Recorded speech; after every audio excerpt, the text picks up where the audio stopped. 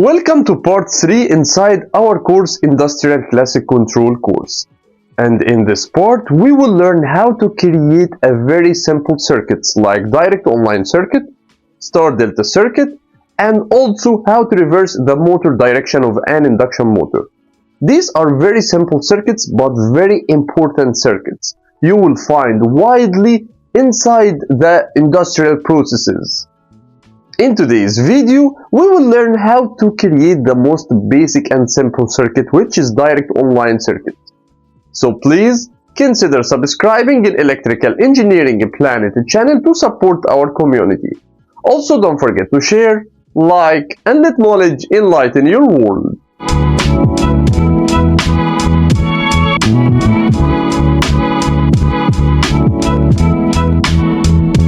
Let's start by creating the power circuit. Here we have a three-phase RST and the voltage is 380 volt. So this volt is line-to-line voltage. So when we measure the voltage between R and S or S and T or R and T, you will find it 380 volt. So this is a line-to-line voltage. Here we will connect our circuit breaker. So let's call it circuit breaker 1. And as you know, this circuit breaker has two types of protection: overcurrent and short circuit. So this was the first component here in our circuit, which is the circuit breaker. After that we will connect a contactor. Let's call it K1. After that we will connect the overload, which is normally closed contact. So overload, let's call it OL1. Then we will connect our induction motor. Here, as you can see, we are connecting only 3 points and the motor is connected as star or delta according to its nameplate. So we are here just connecting 3 points to 3 ends of this induction motor. So if our motor have 3 windings, here we have U1, V1, W1, U2, V2, W2, and let's say that our motor's nameplate is saying that it has to be connected as delta on 380 volt. So inside the motor we are connecting it as delta.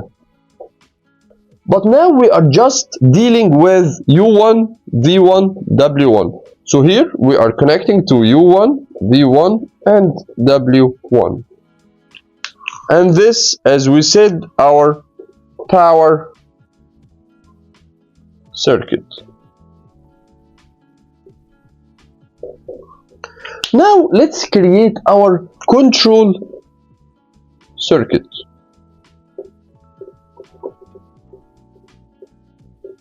Let's say that the coil of the contactor is equal to 220 volt. So we need line from here. This is a line and a neutral. This is neutral.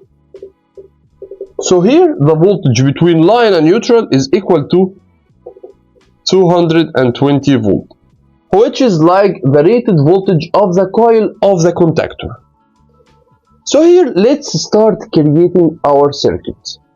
Here we will connect, let's say we will connect a circuit breaker. Let's call it circuit breaker 2. This is a single pole circuit breaker with a low rated current. Let's say for example it's 2 amps rated current.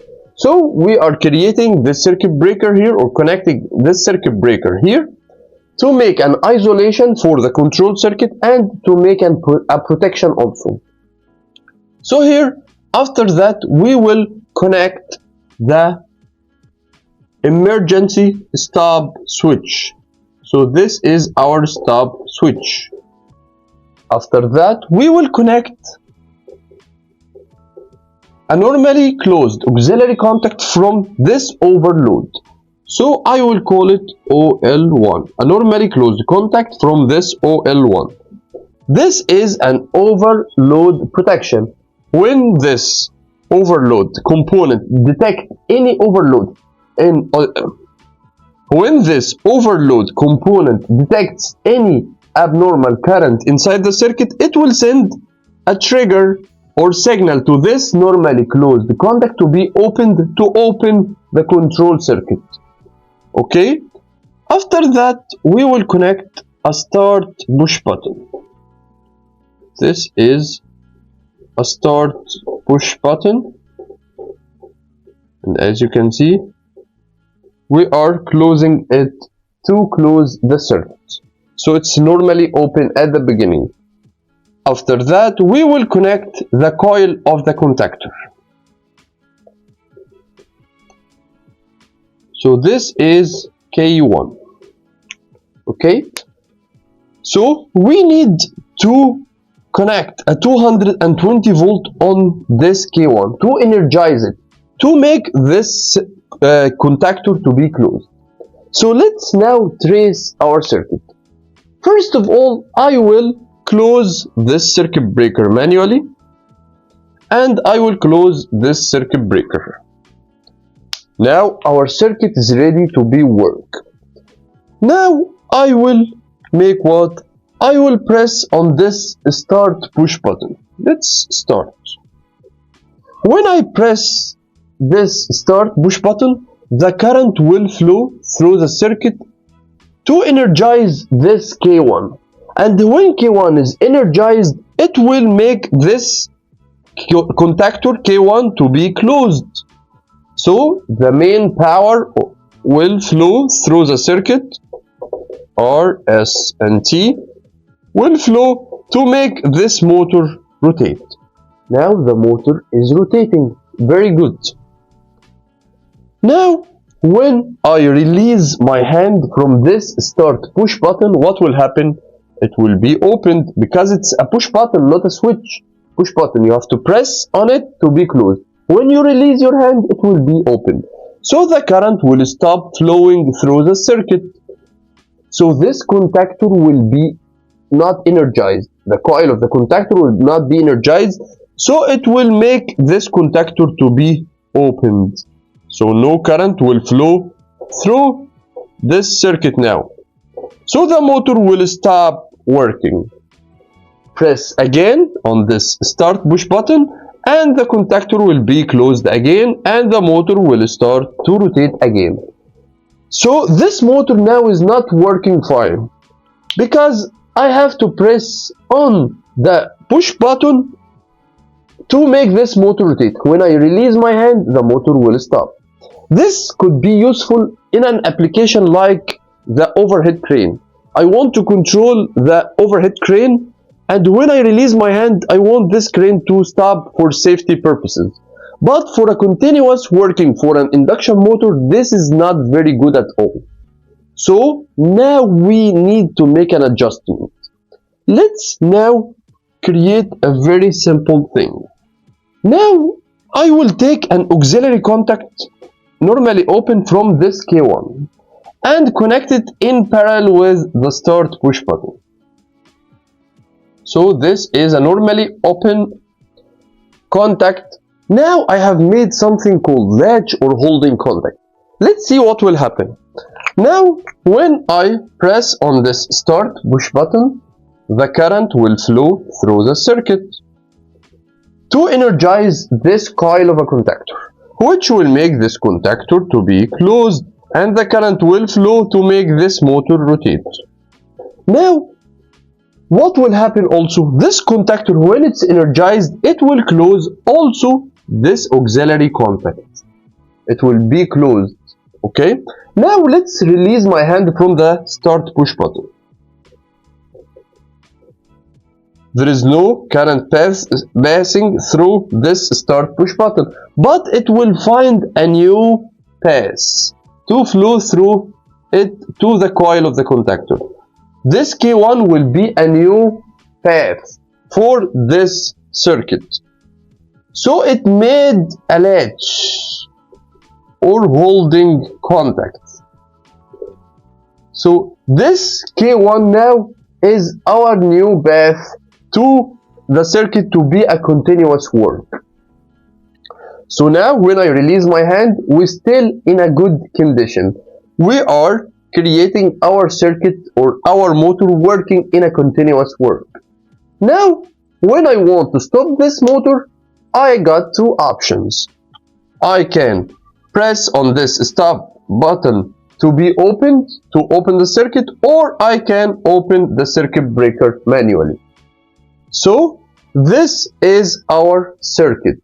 This is a very simple circuit, but you will find it in industrial processes too much. Now let's make an enhancement to our circuit. I need now two lamps. One lamp to indicate the starting for an induction motor, and another lamp to indicate the stop. Let's make this one in a green color.